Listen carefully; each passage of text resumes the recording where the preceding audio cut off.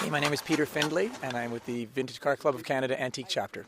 This is our annual tour. Our chapter is for cars, primarily for cars built before 1916, and we do a tour every year, somewhere around BC usually. This year, we've also included cars up to 1927. So we've got about 23 cars here, I believe, and 27 and older, and we're just out for a drive. But this year, we've also got a theme. Our theme is Chasing Billy Miner. So we're following the routes that Billy Miner took either to Kamloops or from Kamloops in 1906 after the great train attempted robbery. I'm Mike Martin. I'm from Stanwood, Washington, and we're driving the 1914 Cadillac.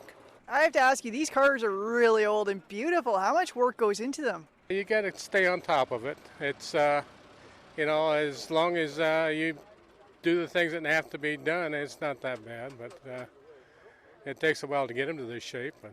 Mason, I'm 12. What is the best thing you've seen so far? I've got Crest.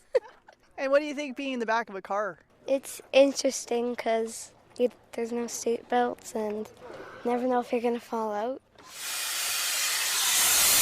We join other people with the old cars and we tour around. My name is Pat Farrell from Cedral Woolley, Washington. So what year is your car from? Oh, it's 101 years old. It's a 1914. Yeah, Stanley steamer.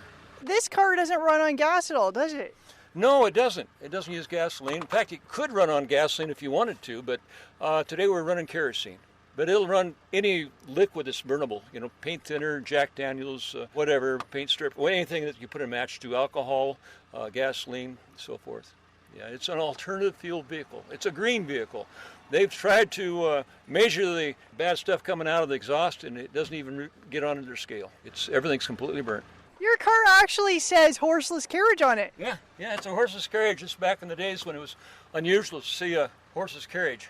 And that's what they call them, horseless carriages, because there was no horses in the front.